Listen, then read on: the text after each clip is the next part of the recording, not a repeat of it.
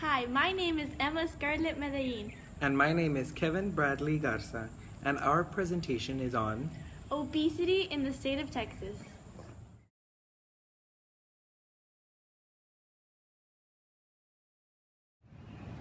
Childhood obesity is a major issue, especially in Texas. According to the Children's Hospital Association in Texas, 1 in every 3 children is overweight or obese.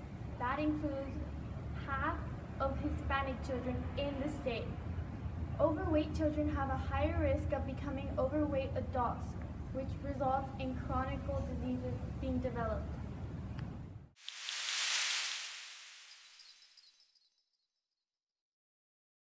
Think of it this way: a blast from the past, bringing back home economics to our core curriculum in public schools nationwide, even in the state of Texas.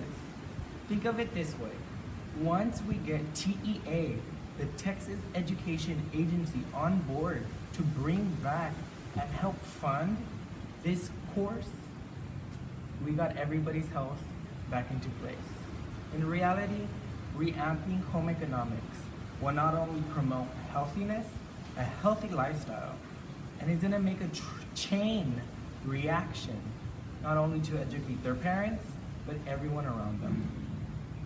Really, home economics is gonna be changed in a way that you're learning what types of foods you're eating, what involves in the process, how it's broken down in our bodies.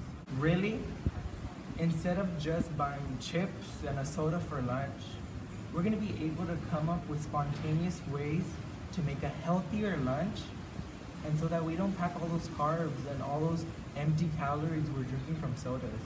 We're gonna be able to benefit ourselves and have a brighter future for us and generations to come.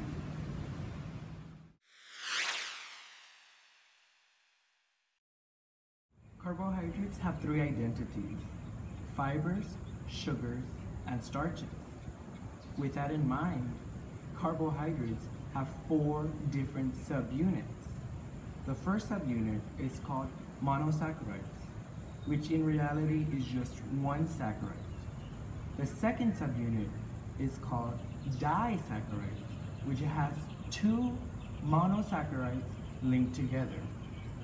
The third subunit is called oligosaccharides, which are 3 to 10 monosaccharides linked together.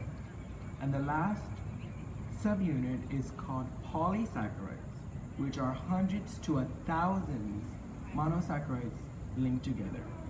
In reality, carbohydrates are found in fruits, vegetables, grains, dairy, plants, almost anything that we eat. In reality, when we eat food and digest it and break down to the monomers, carbohydrates give us sugars, which we convert into energy. That we use every single day. While we move, we break it down and we use those sugars. But if we don't burn those sugars in a day, they start storing up, and that's the problem. Later in time, all that stored sugar becomes lipids.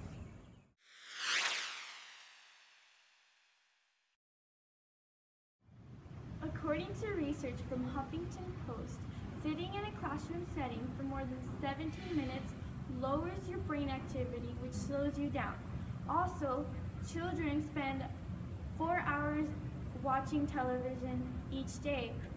That is why the physical education class must be revamped. It should be required for each and every student to become fit and so they could enjoy their everydays.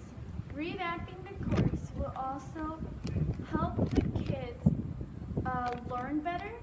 They could improve their scores, math, science, and reading. The new PE class would also teach students how to properly exercise to reduce body fat. Usually when a student is in gym class, they sit in rows and wait for their turn to play. With more equipment and smaller groups, every student could have an opportunity to participate. Also, with the small breaks during class, they could relieve stress. And just a regular small exercise break can lead to a lifelong fitness routine.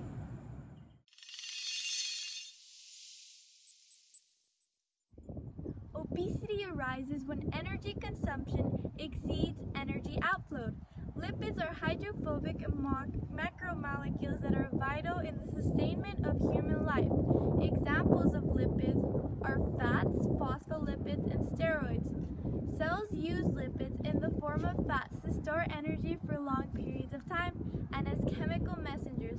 A fatty acid is a type of lipid monomer. They are made up of a long hydrocarbon chain and a carboxyl group. Fatty acids can be saturated or unsaturated. Saturated fats are bad for you in excess, and trans fats are even worse. Trans fat means that in the structure the hydrogens are arranged opposite of each other.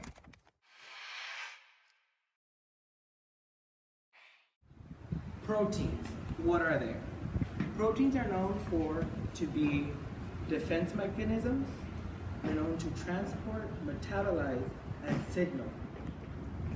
In reality, proteins are made up of carbon, hydrogen, oxygen, and nitrogen. Have 4 different structures: primary, secondary, tertiary, and quaternary structure. Within the primary structure of proteins, they're known to be linear.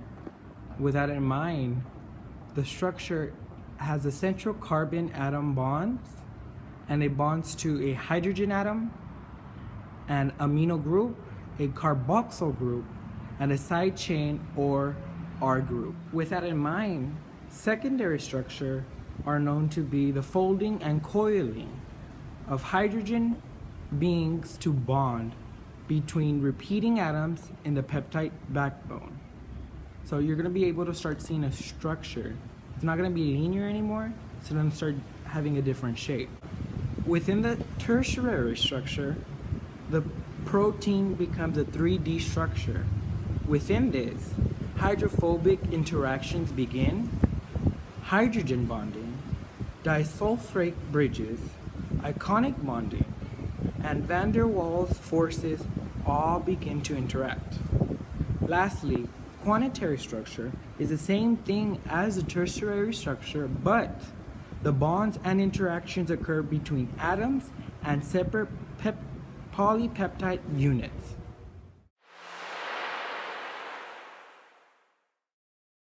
Implementation of a salad bar and school garden will help teach students how proteins are major players in breaking down foods and speeding up chemical reactions. It would help teach students how to eat a balanced meal that includes all the leafy vegetables the kids can even grow in the garden, but also with chickpeas and kidney beans that are high in proteins that could be implemented in the salad bar.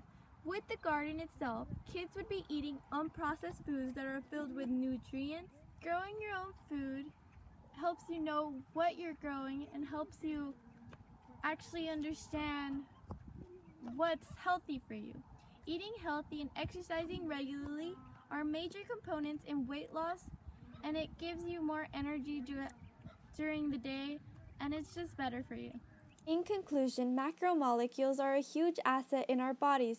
With the implementation of these projects in our schools, we can permanently put an end to childhood obesity. We must be the first wooden plank that will lead a chain reaction to finish the bridge that will lead us to a healthier generation.